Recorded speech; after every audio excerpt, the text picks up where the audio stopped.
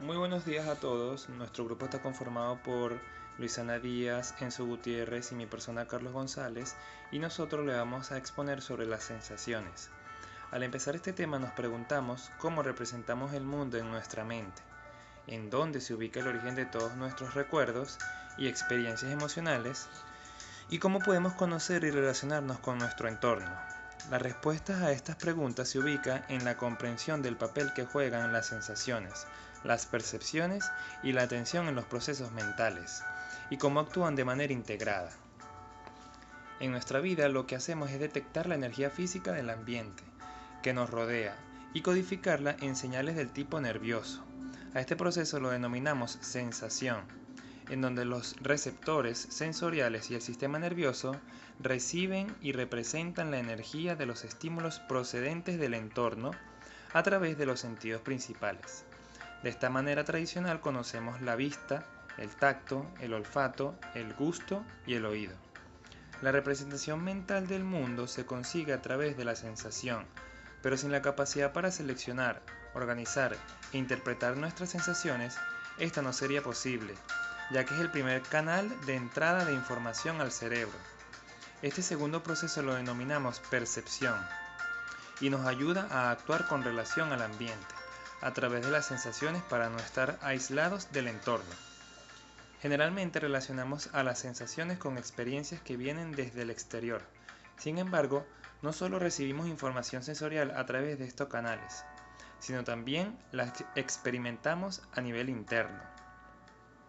Según la psicóloga Araceli Miranda, los sentidos pueden clasificarse en tres grandes grupos: interoceptivos, propioceptivos y exteroceptivos. Así podemos puntualizar que el grupo de interoceptivos nos permite tener contacto con el interior de nuestro organismo, identificar sensaciones como el hambre, sueño y dolor. El grupo propioceptivo nos aporta información de lo que sucede en nuestros músculos, articulaciones, postura corporal, el equilibrio de nuestro cuerpo y de la posición de éste en el espacio. El grupo exteroceptivos, estos son los sentidos tradicionales: visual, auditivo, gustativo, olfativo y táctil, que responden a un estímulo del entorno. Cuando se concentra la atención en un estímulo en particular, ya sea físico o químico, se excitan los receptores sensoriales que recibirán la información. De esta manera, la energía que procede del ambiente externo por medio de los estímulos se transforma en impulsos neuronales que el cerebro puede procesar. Este proceso se conoce como transducción. La sensación y el procesamiento ascendente es el análisis que se inicia en los receptores sensoriales y culmina con la integración de la información sensorial en el cerebro.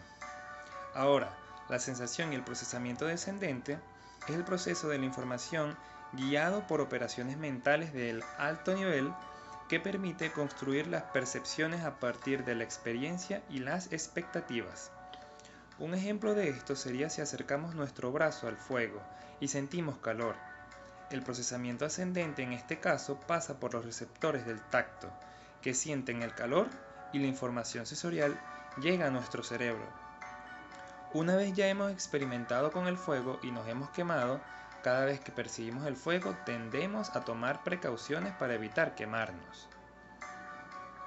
No podemos hablar de sensaciones y percepción sin mencionar los umbrales, los cuales delimitan los sentidos exteroceptivos, ya que varían las intensidades y modalidades.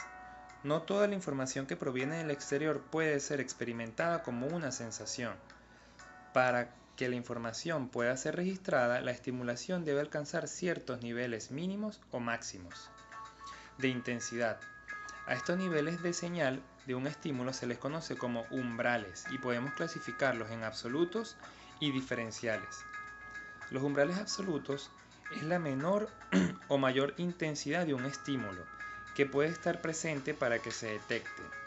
Un ejemplo de esto sería degustar una cucharadita de azúcar diluida en 9 mililitros de agua. El umbral diferencial se refiere en menor nivel de estimulación, agregada o reducida, necesaria para sentir un cambio en la estimulación. Un ejemplo de esto sería si un niño visualiza un videojuego de Candy Crush que es más importante y divertido que Mario Bros. Por la capacidad mínima de percibir, se inclinará por el videojuego con más apetencia. En los umbrales, el gran psicólogo alemán Weber propuso que el incremento en la intensidad del estímulo necesario para provocar un cambio en la sensación es proporcional al estímulo inicial. Es decir, Weber observó que para que notemos un incremento en nuestra sensación de peso, cuando tenemos en la mano 1 kilogramo, el estímulo deberá aumentar en menor cantidad para que notemos un incremento en la sensación si tenemos en la mano un objeto de 2 kilogramos. Ahora, con respecto a los sentidos, mencionaremos sus componentes y estructuras importantes de cada uno de ellos. Así, en el visual, tenemos que según Goldstein, para que la luz pueda llegar al cerebro tiene que pasar por estas estructuras. Primero atraviesa la córnea, luego la pupila, después el cristalino se encarga de enfocar la luz sobre la retina. Llega a la retina y allí se encuentran con los conos y los bastones. Los mismos producen un impulso nervioso que es transmitido a las células bipolares, horizontales, amacrinas y ganglionares, para después llegar al nervio óptico que pasa por el tálamo y llega al núcleo geniculado lateral. De allí va al área receptora visual del lóbulo occipital y luego estos impulsos nerviosos viajan por la vía dorsal al lóbulo parietal y por la vía ventral al lóbulo temporal. Los atributos perceptuales de la visión son los siguientes: la energía luminosa, la cual debe ser suficientemente intensa y dentro de los rangos de luz visibles.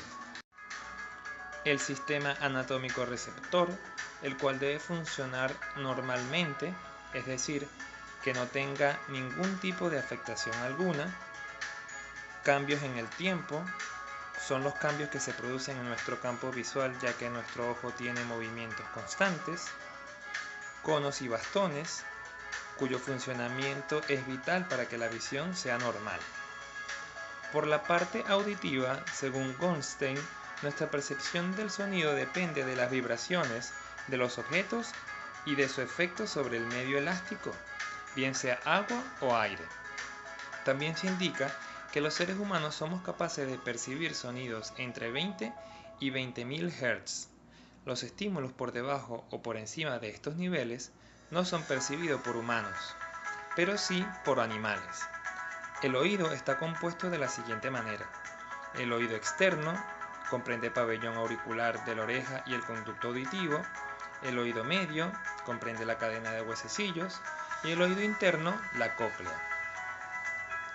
Estas vibraciones tendrán que pasar de la siguiente manera: por la cadena de estructuras del oído externo y medio, pasando por la cóclea, núcleo coclear, el núcleo de la oliva superior del tallo cerebral, el folículo superior del mesencéfalo, el núcleo geniculado medial, hasta llegar al área receptora auditiva del lóbulo temporal. Con respecto al gusto, Coren y colaboradores señalan que los estímulos específicos para el sistema del gusto son las sustancias químicas que pueden disolverse en agua, mientras que sus receptores están ubicados en la superficie de la lengua y son llamados papilas gustativas.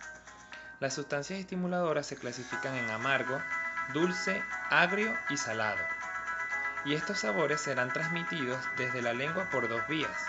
Pasando por el nervio de la cuerda timpánica y el glosofaringio, estos se conectan en el núcleo solitario del tallo encefálico, viajan al tálamo para poder después llegar a la ínsula y al opérculo frontal, ambas del lóbulo frontal. Con respecto al olfato, los estímulos son las moléculas que se encuentran en el aire, mientras que sus receptores son aquellos ubicados en la membrana olfativa. Su ruta hacia el sistema nervioso central es simple, pasando por el nervio olfativo que va al bulbo olfatorio hasta llegar al lóbulo temporal. Finalmente, la percepción táctil, sus receptores se encuentran en la piel, esto para recibir y percibir información acerca de la presión, el tacto, el dolor, la temperatura como el frío y el calor. siendo los estímulos la energía mecánica y calórica. Estos estímulos viajan desde la piel pasando por sistemas espinotalámico para llegar finalmente a la corteza somatosensorial. Muchas gracias por su atención.